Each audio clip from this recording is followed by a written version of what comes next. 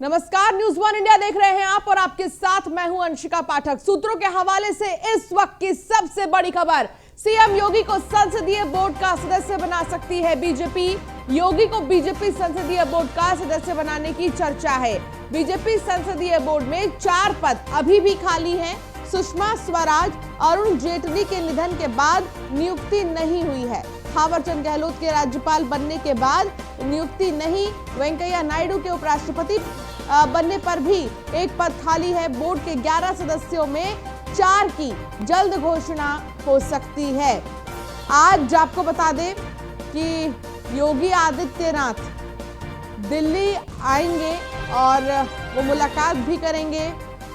प्रधानमंत्री नरेंद्र मोदी से, अमित शाह से मिलेंगे वो और कई केंद्रीय मंत्रियों से मुलाकात करेंगे। लेकिन इस वक्त की ये सबसे बड़ी खबर है, सूत्रों के हवाले से जो जानकारी मिल रही है वो ये कि सीएम योगी को संसदीय बोर्ड का सदस्य बना सकती है भारतीय जनता पार्टी। योगी को बीजेपी संसदीय बोर्ड का सदस्य बनाने की चर्चा है और बीजेपी संसदीय बोर्ड में 4 पद अभी भी खाली हैं।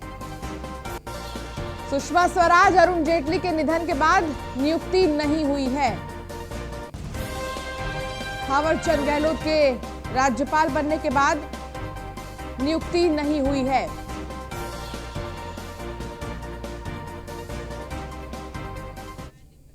तो जैसा कि आज मुख्यमंत्री योगी आदित्यनाथ दिल्ली दौरे पर है, तो दूसरी तरफ ये बड़ी जानकारी मिल रही है कि बीजेपी संसदीय बोर्ड का सदस्य योगी आदित्यनाथ को बनाया जा सकता है। अश्विनी हमारे साथ जुड़ गए हैं। अश्विनी, क्या जानकारी मिल रही है? एक बड़ी जिम्मेदारी दी जा सकती है मुख्यमंत्री योगी आदित्यनाथ को और क्या इसी सिलसिले में वो दिल्ली आ रहे हैं?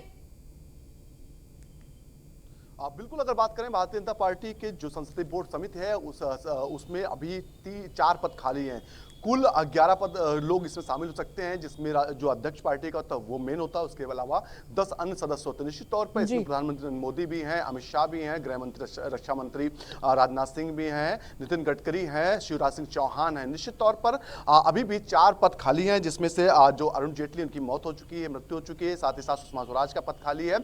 इसके अलावा जो है उपराष्ट्रपति बनने के बाद में वेंकैया नायडू जो है उनका पद खाली है। इसके अलावा थावरचंद गहलोत हैं जो वो राज्यपाल बन गए, जिसके चलते उनका पद खाली। निश्चित तौर पर ये काफी बड़ी समिति होती है। इसमें जो महत्वपूर्ण लोग हैं उनको जोड़ा जाता है, जिनका अनुभव अच्छा होता है। निश्चित तौर पर ऐसे में अब मुख्यमंत्री योगी आदित्यनाथ का जो संसदीय बोर्ड है उसमें लगभग नाम तय हो चुका है, क्योंकि उत्तर प्रदेश में वो दूसरी बार मुख्यमंत्री बने हैं, राजनीति का लंबा अनुभव रखते हैं, कई बार के सांसद हैं। निश्चित तौर पर इसको देखते हुए जो आज का दौरा है काफी महत्वपूर्ण है, क्योंकि संभवतः इस पर भी चर्चा हो सकती है। इसके अलावा जो उत्तर प्रदेश में संगठन में बदलाव होना है उस पर भी चर्चा हो सकती है। निश्चित तौर पर मुख्यमंत्री गोरखपुर से सीधे दिल्ली के लिए रवाना होंगे। वहां पर जेपी नड्डा हैं, उनसे मुलाकात करेंगे, प्रधानमंत्री से मुलाकात करेंगे, अमित शाह से मुलाकात करेंगे, तमाम अन्य जो वरिष्ठ नेता हैं उनसे मुलाकात करेंगे। निश्चित तौर पर संभावनाएं पूरी प्रबल है कि मुख्यमंत्री को जो उत्तर प्रदेश के हैं उनको संसदीय बोर्ड जो है जो उसमें जगह दी जा सकती है। जी ठीक है, लेकिन केंद्रीय मंत्रियों से भी क्योंकि वो मुलाकात करेंगे, तो ऐसे में केंद्रीय मंत्रियों से मुलाकात करने के पीछे के मायने क्या हैं? बिल्कुल, अगर बात करें केंद्रीय मंत्रियों की तो धर्मेंद्र प्रधान जो हैं चुनाव प्रभारी रहे उत्तर प्रदेश में, अनुराग ठाकुर हैं वो सह प्रभारी रहे। निश्चित तौर पर तमाम उत्तर प्रदेश में चुनाव समाप्त हो चुका है। इसके बाद उत्तर प्रदेश जो भाजपा का हमेशा रहा है कि चुनाव के बाद बदलाव होता है, चाहे संगठन हो चाहे तमाम अन्य जगहों पर। निश्चित तौर पर जो स्वतंत्र देव सिंह है वो मंत्री बन चुके हैं, तो भाजपा में एक पद एक व्यक्ति का जो नारा है उसी को बुलंद किया जाता हमेशा है। निश्चित तौर पर अब नया चेहरा जो है उत्तर प्रदेश में जो है अध्यक्ष पद के लिए दावेदार होगा। निश्चित तौर पर इसके अलावा बात करें जो चर्चाएं हैं वो संगठन महामंत्री हैं, जो उनको लेकर भी चर्चाएं हैं कि उनको दूसरे राज्य भेजा सकता है और नया चेहरा संगठन महामंत्री के तौर पर यहां पर प्रेजेंट किया जाता है। साथ ही साथ तमाम अन्य जो संगठन से जुड़े लोग हैं उसमें बदलाव किया जाता है, क्योंकि तमाम ऐसे नेता थे जो पूर्व में मंत्री रहे थे। कद्दावर बड़ा चेहरा उत्तर प्रदेश में है, लेकिन इस बार उनको मंत्री नहीं बनाया गया। चाहे उसमें श्रीकांत शर्मा है जो लखनऊ से लेकर दिल्ली तक नहीं पहुंच रखते हैं। इसके अलावा बात करें दिनेश शर्मा है, ऐसे तमाम नाम है जो संगठन में बेहतर काम कर चुके हैं। निश्चित तौर पर उनको भी अब सेट करना है, उनके लिए भी कुछ सोचना है। तो उत्तर प्रदेश संगठन में बदलाव होने के लगभग पूरे तैयारी हो चुकी है और अगले कुछ दिनों में इसके जो नामों पर चर्चा चल रही है, कौन संभावित नाम भी चर्चा चल रही है, सब कुछ सामने आ जाएगा। जी चलिए ठीक है, बहुत शुक्रिया अश्विनी इस तमाम जानकारी के लिए। तो योगी आदित्यनाथ को बीजेपी संसदीय बोर्ड का सदस्य बनाने की जो चर्चा है वो जोरों पर है और आज दिल्ली सीएम योगी जाएंगे।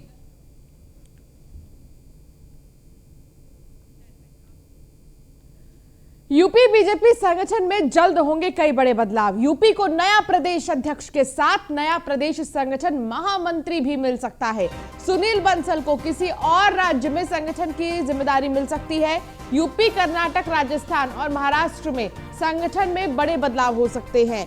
विधान परिषद चुनाव के परिणाम आने के बाद बदलाव की कवायद जो है वो शुरू हो जाएगी। सुनील बंसल को किसी और राज्य में संगठन की बड़ी जिम्मेदारी मिल सकती है। यूपी, कर्नाटक, राजस्थान और महाराष्ट्र में संगठन में बदलाव हो सकते हैं।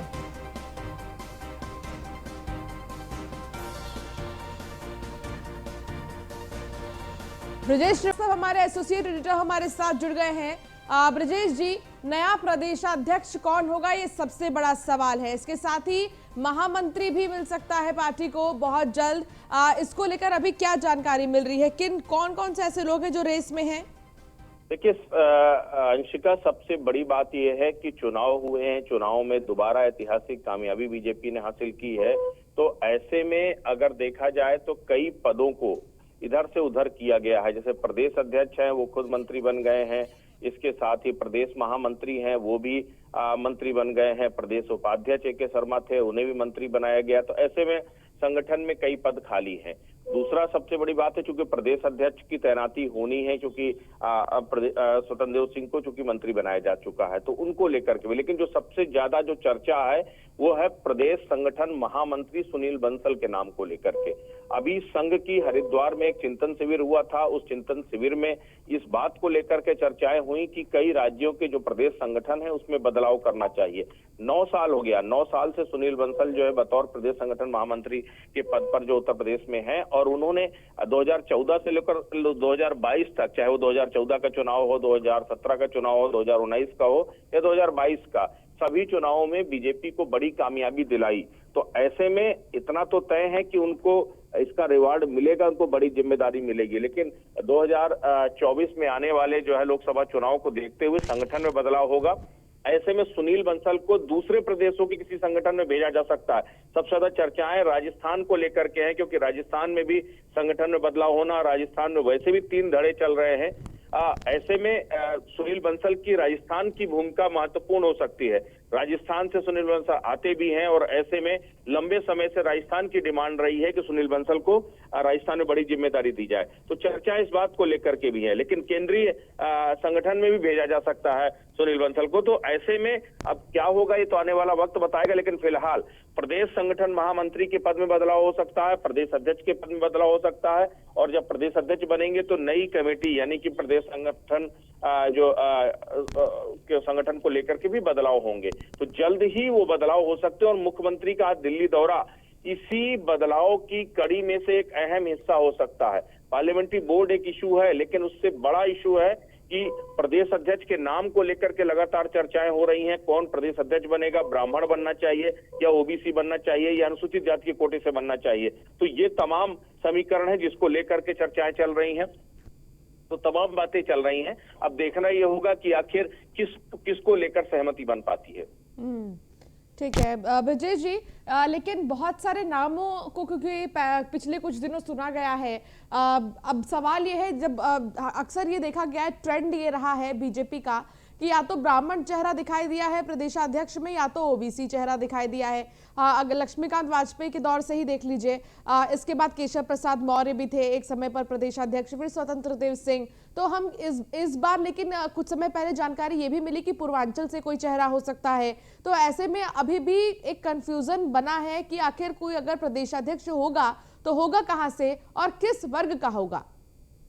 देखिए, सबसे बड़ी बात यह है कि अगर 2004 के बाद से अब तक लोकसभा चुनाव से पहले उत्तर प्रदेश में ब्राह्मण प्रदेश अध्यक्ष ही होता रहा। रमापति राम त्रिपाठी के बाद से लगातार लक्ष्मीकांत वाजपेयी, महेंद्र नाथ पांडे और कोई न कोई ब्राह्मण चेहरा ही लोकसभा चुनाव से पहले प्रदेश अध्यक्ष हुआ है। ऐसे में अगर आप ट्रेडिशन को फॉलो करते हैं तो कोई ब्राह्मण चेहरा प्रदेश अध्यक्ष के तौर पर हो सकता है। उसमें कई नाम चर्चाओं में है। पूर्व डिप्टी सीएम दिनेश शर्मा को लेकर नाम चर्चाओं में, लेकिन जो सबसे प्रमुख नाम है वो लक्ष्मीकांत वाजपेयी का निकल के आ रहा है। ज्वाइनिंग कमेटी के चेयरमैन बनाए गए थे और उन्होंने विपक्षी पार्टियों के तमाम नेताओं को तोड़कर कई बड़ी ज्वाइनिंग कराई थी और उसका रिवार्ड भी मिल सकता है। अगर बात करें, लक्ष्मीकांत वाजपेयी पूर्व प्रदेश अध्यक्ष हैं और बहुत एग्रेसिव पॉलिटिशियन माने जाते हैं और प्रदेश तौर पर उनकी भूमिका बहुत शानदार थी, तो ऐसे में एक बार फिर उन्हें नाम मिल सकता है। दिनेश शर्मा को चूंकि डिप्टी सीएम से हटाया गया है, ऐसे में वो भी चेहरे हो सकते हैं। लेकिन इसके साथ ही अब एक लाइन ये चल रही, चूंकि इस बार के विधानसभा चुनावों में बीएसपी का एक बड़ा वोटर टूटकर बीजेपी के साथ मिला। ऐसे में किसी अनुसूचित जाति के जो है व्यक्ति को अगर प्रदेश अध्यक्ष बनाया जाता है तो वहां से भी एक पॉलिटिकल माइलेज ले सकती है बीजेपी 2024 के लिए, यानी कि जो अनुसूचित जाति का एक वोट बैंक है वो बीजेपी के साथ जुड़ सकता है। तो ऐसे में इस बात की संभावना चर्चाएं भी है कि कोई अनुसूचित जाति से भी कोई चेहरा बन सकता है। तब उसको लेकर के क्या होगा ये आने वाला वक्त बताएगा, लेकिन फिलहाल इसी को लेकर के मंथन का दौर जारी है। बहुत शुक्रिया ब्रजेश जी इस तमाम बातचीत के लिए। तो गोरखपुर हमले के आरोपी मुर्तजा की कोर्ट में पेशी है। आज मुर्तजा को गोरखपुर कोर्ट में पेश किया जाएगा। 7 दिन की और रिमांड मांग सकती है यूपी एटीएस। आज हमलावर मुर्तजा की एटीएस रिमांड पूरी हो रही है। एटीएस समेत कई जांच एजेंसियां मामले की जांच कर रही हैं। मुर्तजा के अब तक की पूछताछ में कई बड़े खुलासे हुए हैं। आईएसआईएस के मॉड्यूल से प्रभावित था हमलावर मुर्तजा। तो अभी और खुलासे होने बाकी हैं और इसी वजह से एटीएस जो है और समय मांग सकती है। एटीएस समेत कई जांच एजेंसियां मामले की जांच कर रही हैं। आपको बता दें कि मुर्तजा से अब तक की पूछताछ में कई बड़े खुलासे हुए हैं। आईएसआईएस के मॉड्यूल से प्रभावित था हमलावर मुर्तजा और लगातार अभी जो पुलिस के साथ साथ एटीएस और एसटीएफ की टीम जो है वो पूछताछ कर रही है। हरेंद्र दुबे हमारे संवाददाता गोरखपुर से हमारे साथ जुड़ गए हैं। हरेंद्र, आज पेशी है मुर्तजा की कोर्ट में क्योंकि अभी तक की उसकी रिमांड पूरी हो गई है, लेकिन क्या इतना समय पर्याप्त था जांच पड़ताल के लिए? जानकारी तो ये भी मिल रही है कि एटीएस जो है और समय मांग सकती है कोर्ट से। देखिए, अपने दर्शकों को बताना चाहेंगे कि जिस तरह से ये हमला हुआ, हमले के बाद तमाम जांच एजेंसियां लगी, जांच में जुटी। एनआईए मिला, एसटीएफ मिली और जो एटीएस मिला। तो अभी तक एटीएस और एसटीएफ जांच कर रही थी। सूत्रों के हवाले से भी खबर है कि एनआईए को ये जांच भी सौंपी गई। तो तीनों एजेंसियां अगर जांच कर रही है तो कुछ न कुछ और समय लगेगा। आज जिस तरह से कोर्ट में इसकी पेशी होगी, कोर्ट में पेशी होने के बाद आपको बता दें कि प्रशासनिक अधिकारी या जांच एजेंसियां उसे और दिनों तक जो है कि कुछ दिनों तक रिमांड पर लेने की अपील याचिका अपनी दायर करेंगी। अब देखना तो ये होगा 2 बजे के बाद जब पेशी होती है तो जजमेंट क्या आता है। लेकिन ये तो तय है कि कुछ ऐसे और खुलासे बाकी है जो जांच एजेंसियां जितनी भी खुफिया एजेंसियां लगाई गई हैं वो अगर कोई ये कोर्ट में पेश करते हैं तो कोर्ट में अपनी दलील भी पेश करेंगे कि हमें और वक्त दिया जाए और वक्त के लिए मुर्तजा को हमारे कब्जे में किया जाए ताकि और खुलासा हो सके कि इसके तार कहां से कहां तक जुड़े हैं।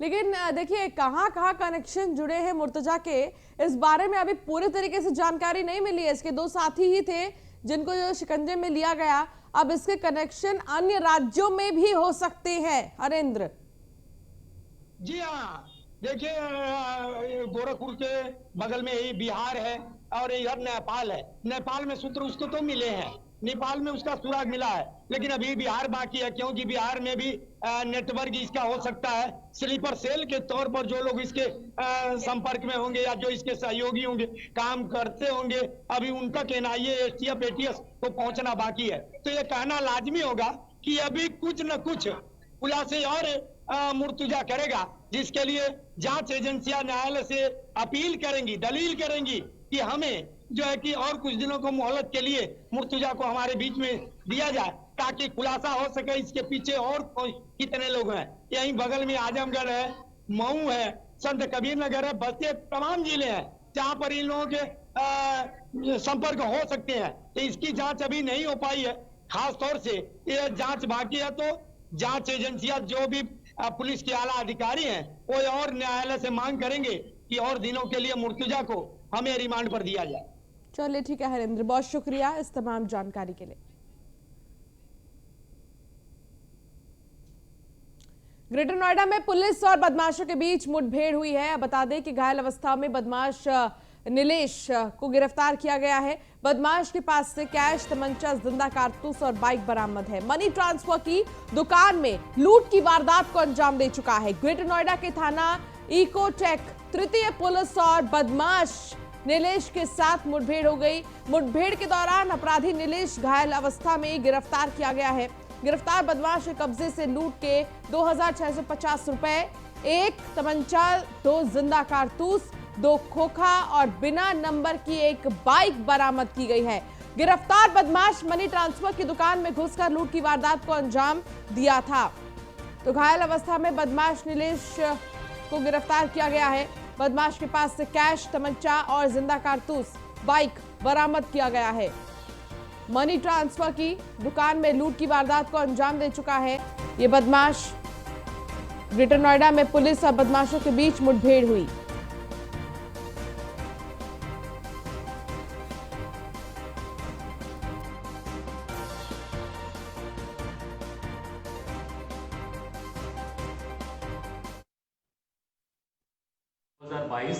थाना इकोटेक 3 में एक मुठभेड़ हुई। इसमें एक वांछित अपराधी है, इनका नाम नीलेश राजपूत है। इनका चोट लगी, इनको भी हॉस्पिटल भेजा जा रहा है ट्रीटमेंट के लिए। जनवरी 17, 2022 में थाना इकोटेक 3 में एक कैश ट्रांसफ़र दुकान में 60 लाख का लूट हुई थी। इसमें 3 लोग थे, 2 का ऑलरेडी जेल भेज दिया था, इसमें एक वांछित भी चल रहा था। ये नीलेश राजपूत है, इनके खिलाफ 9-10 मुकदमे इस जिले में हैं। आज शाम को तुसियाना गांव के पास में पुलिस के दौरान चेकिंग चल रहा था। उस समय एक ब्लैक कलर स्प्लेंडर गाड़ी संदिग्ध आया। इसको रुके चेकिंग करने के लिए पुलिस ने कोशिश किए थे, लेकिन ये बदमाश वहाँ से भागने के लिए कोशिश किए थे। पुलिस ने पीछा करके इसको गिरफ्तारी करने के लिए कोशिश किए थे, लेकिन इस बीच में मुठभेड़ हुई थी। इसमें नीलेश राजपूत को चोट लगी। इनका कब्जे से एक स्प्लेंडर गाड़ी, एक 315 बोर का एक तमंचा, 2 कोका कारतूस, एक लाइव कारतूस भी बरामद किया गया। खबर नोएडा से, जहां पुलिस और बदमाशों के बीच मुठभेड़ हुई। गोली लगने से 2 बदमाश घायल हो गए हैं। 3 बदमाशों को पुलिस ने गिरफ्तार किया है। बाइक से मोबाइल लूट की वारदात को अंजाम देते थे। कई बाइक, मोबाइल और तमंचा, कारतूस बरामद किया गया है। पुलिस में बाइक से लूट की गई मोबाइल को बरामद किया है। और आपको बता दें कि बदमाशों से पुलिस की मुठभेड़ सेक्टर 20 कोतवाली पुलिस की मुठभेड़ में 2 शातिर बदमाश लुटेरे गोली लगने से घायल हो गए। 2 घायल सहित 3 बदमाशों को पुलिस ने गिरफ्तार किया है। शातिर बदमाशों पर लूट चोरी के दर्जनों मुकदमे दर्ज हैं। बदमाशों के कब्जे से कई बाइक, लूटे हुए मोबाइल फोन, तमंचा, कारतूस बरामद किया गया।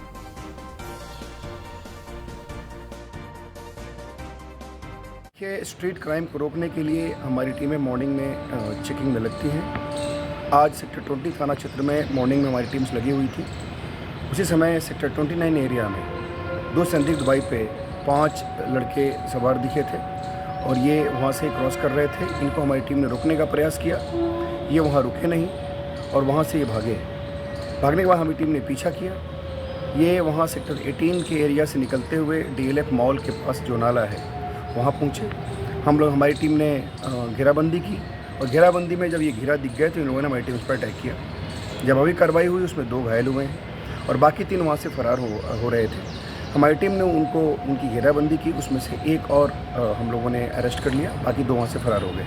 जो घायल थे उनको तत्काल हम लोगों ने हॉस्पिटल भेजा है। इसमें इनसे पूछताछ की गई। एक का नाम उसमें रेयान है, दूसरे का नाम उसमें विकास है और जो थर्ड पकड़ा गया वो चमन है।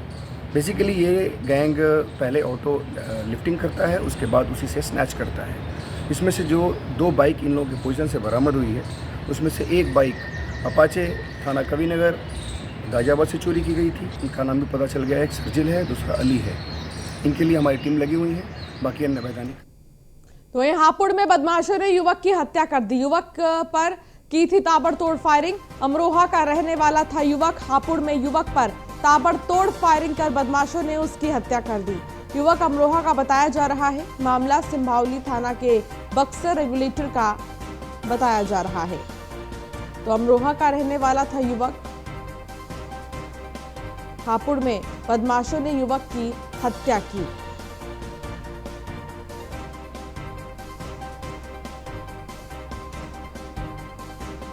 बैठ गांव के नहर पटरी पर एक व्यक्ति के घायल होने की सूचना 112 पे प्राप्त हुई।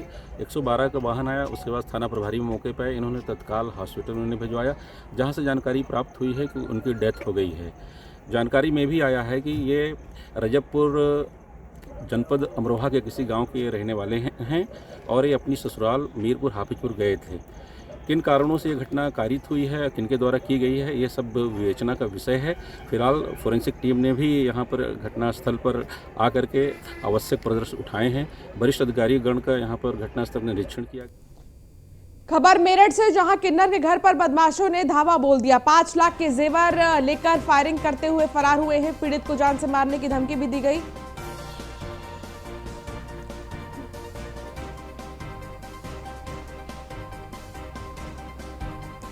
बुलंदशहर से खबर, जहां पुलिस और बदमाशों के बीच मुठभेड़ हो गई। मुठभेड़ में बदमाश फरियाद घायल अवस्था में गिरफ्तार किया गया है। बदमाश के पास से तमंचा, जिंदा कारतूस और बाइक बरामद है। बदमाश के खिलाफ कई आपराधिक मामले भी दर्ज हैं। बुलंदशहर में बदमाशों से थाना गुलावची पुलिस की मुठभेड़ हो गई।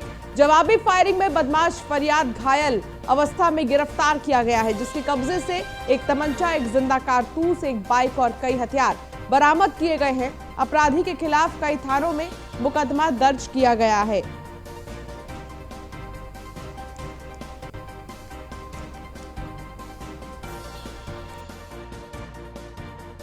बीती रात थाना गुलावटी क्षेत्र के नथुगढ़ी गांव की सीमा में एक पुलिस मुठभेड़ में गोकसों के साथ जो हुई थी, एक सातिर गोकस फरियाद जिसके विरुद्ध आधा दर्जन से अधिक पुराने मुकदमे गैंगस्टर सहित आदि दर्ज हैं, मुठभेड़ में क्रॉस फायरिंग में घायल हुआ है और इसके कब्जे से तमंचा, कारतूस, मोटरसाइकिल, गोकसी के उपकरण जिसमें 2 बड़े छुरे, रस्सी, सुम्मी, बांका, बोरी, मीट ले जाने के बैग आदि बरामद किए गए हैं।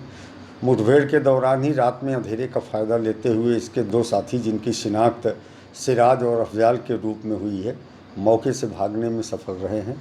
उल्लेखनीय है कि इनमें अफजाल के विरुद्ध भी लगभग 1 दर्जन मुकदमे गोकसी आदि के पूर्व से दर्ज हैं। तो निश्चित तौर पर ये ग्रुप गोकसी करने के इरादे से निकला था और पुलिस द्वारा रोकने पर ये मोटरसाइकिल से कूद के भागे और क्रॉस फायरिंग में इसे फरियाद को गोली लगी और वो घायल हुआ, जिसका इलाज कराया जा रहा है। अन्य दोनों भागे हुए अभियुक्तों की गिरफ्तारी के भी प्रयास किए जा रहे हैं। बीती रात खबर मेरठ से, जहां किन्नर के घर पर बदमाशों ने धावा बोल दिया है। 5 लाख के जेवर लेकर फायरिंग करते हुए फरार हो गए हैं। पीड़ित को जान से मारने की धमकी भी दी गई है। पीड़ित ने थाने में तहरीर देकर कार्रवाई की मांग की है। मेरठ में किन्नर के घर पर बदमाशों ने धावा बोल दिया और 5 लाख के सोने चांदी के जेवर लेकर फायरिंग करते हुए फरार हो गए। किन्नर के घर में तोड़फोड़ की और जान से मारने की धमकी दी गई है। किन्नर ने थाना लिसाड़ी गेट पहुंचकर आरोपियों के खिलाफ तहरीर देकर कार्रवाई की मांग की है।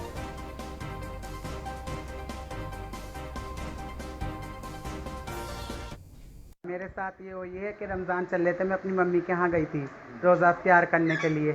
यहाँ पे 4-5 आदमी आए और क्या नाम है, एक का नाम क्या है अफसर, वो आदमियों को लेके आया। उनने मेरे क्या नाम है आके फायरिंग वायरिंग करी और मेरे घर में लूट करके ले गया।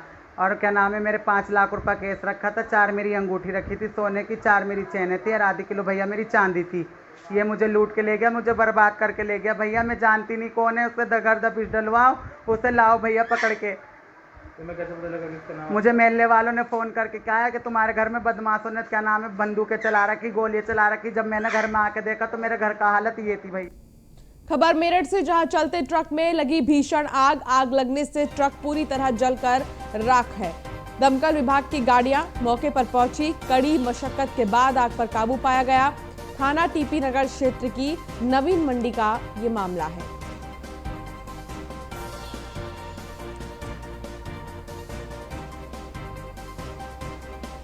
तो ये तस्वीर आपको हम दिखा रहे हैं, जहां कड़ी मशक्कत के बाद आग पर काबू पाया गया। फिलहाल इस बुलेटिन में इतना ही। आप बने रहिए न्यूज़ 1 इंडिया के साथ।